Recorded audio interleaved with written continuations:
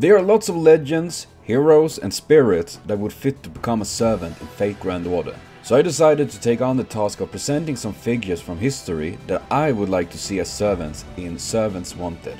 The very first one to join the fray is no other than Alfred Nobel. And before we talk Fate technicalities, let us go through a little bit about who Alfred was and how he affected history. Alfred Nobel was a Swedish chemist, engineer, inventor and philanthrope that became famous worldwide for creating the explosive material dynamite.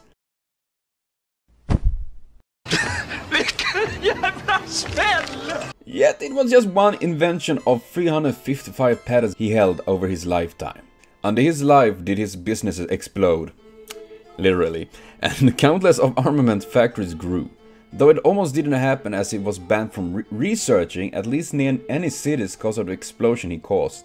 However, even if he was famous for the explosive and weaponry and things that came out of it, was he a stern believer in pacifism? And when he died, did he wish to leave a better legacy behind him? Left was a will that left all his wealth to be used to honor scientists that make progress for mankind, to support and honor those scientists worldwide, the Nobel Prizes.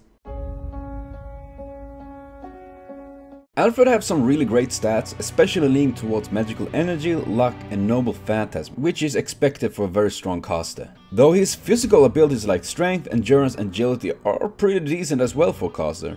However, his endurance is obviously the better one of those, being one that worked hard and for a very long time, focusing all of his energy, time and efforts into his work. So not unlike Thomas Edison does he have quite good endurance. Maybe not as high in that sense, still though, he's doing quite well in that regard.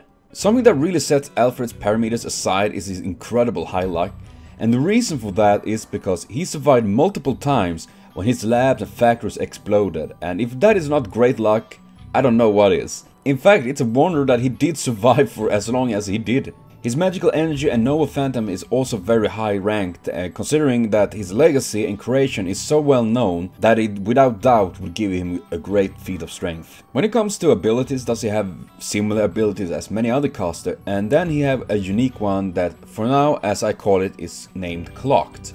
This is based on the fact that dynamite in general using a fuse, and you need to time it to use it very well without harming yourself and things like that.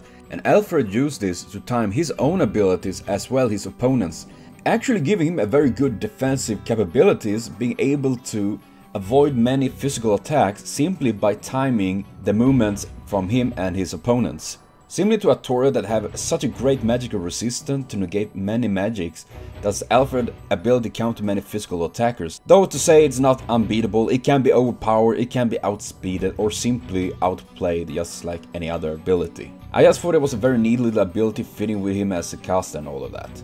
Also, he doesn't use magic like Medea or Gil's the Rise, but rather actually use dynamite to cause, well, a ruckus and lots of explosion, that for sure, using his clocked ability to perform at the best possible ways with these dynamites, without causing harm to himself, his allies and people around him, and focus all the damage on his enemies. I think it's pretty cool to see a caster actually stand there and throw dynamites at people, I'm just saying.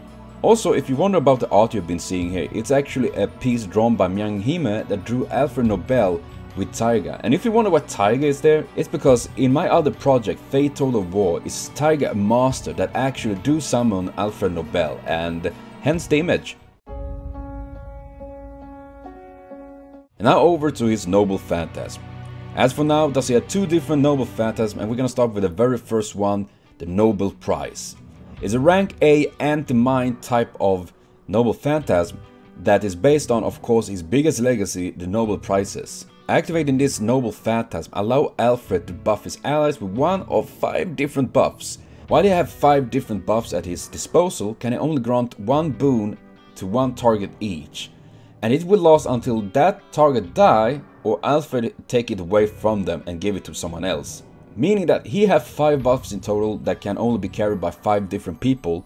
However, if needed, he can actually take that buff and give it to someone else. The thing is though, if he remove a buff from a person, for example, say he gave a buff to Rin and then take it away to give it to Saber, That means that Rin can't get that buff again until Alfred is resummoned, because she will be disgraced as if someone took her prize from her, and meaning that she can't get that boon again. However, she can still get one of the other 4 that is remaining, if so needed, until Alfred either dies himself or takes it away from her.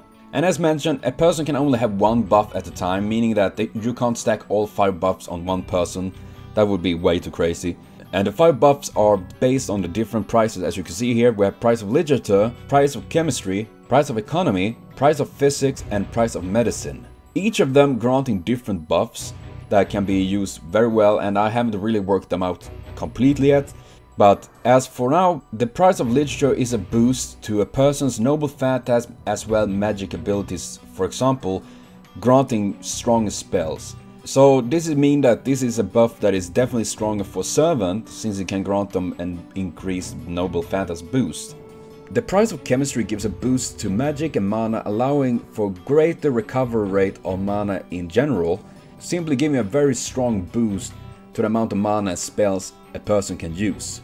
Hence this is a great buff, for example, Taiga that summoned Alfred Nobel, and giving her more mana, and in that sense give Alfred more strength and ability to recover.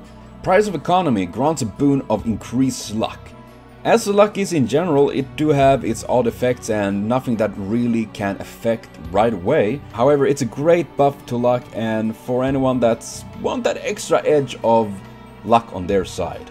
The price of physics is a buff that grants a massive increased physical strength and endurance. Perfect for classes like berserkers, sabers, and other classes that use physical strength as their main ability. Last is the price of medicine that grants a supreme healing factor that will heal many of the wounds at a very fast rate, working fantastically on both servants as well as humans, and can be used for one time to burn the buff to completely heal a body that is almost dead. So this is the 5 buffs of the noble prizes, and I think they are actually kind of interesting. I really enjoy the idea of them, and of course they can be worked out so they are not too OP. But as they are now, I feel they're quite balanced, because you can't buff one person with all of these buffs. Alfred can't use the buffs on himself either, meaning that he can only use them for his allies. And consider that he can only use them once per summon, so to speak, means also that he can't just give them freely. So it's something he needs to plan as well, how to use them. And then we go to his second noble phantasm, which is the Noble Peace Prize, an A++ and the army kind of noble phantasm that is very different in my opinion, as well incredible strong. To bring an end to war and misery, will Alfred make peace to end any war and will to fight. Raising his hand does he reveal his final will. The paper will then engulf in a white flame, bright as the sun. Clenching his hand does he calmly declare peace, and a shockwave trembles through the huge area around him. For a second it feels like everything has stopped, and everyone that is struck by the wave will feel their will to fight waver, and for many it will lead to them drop their weapons. These affect everyone, enemy as allies, and it even affects to a certain degree berserkers with a madness enhancement so powerful that it actually breach through it.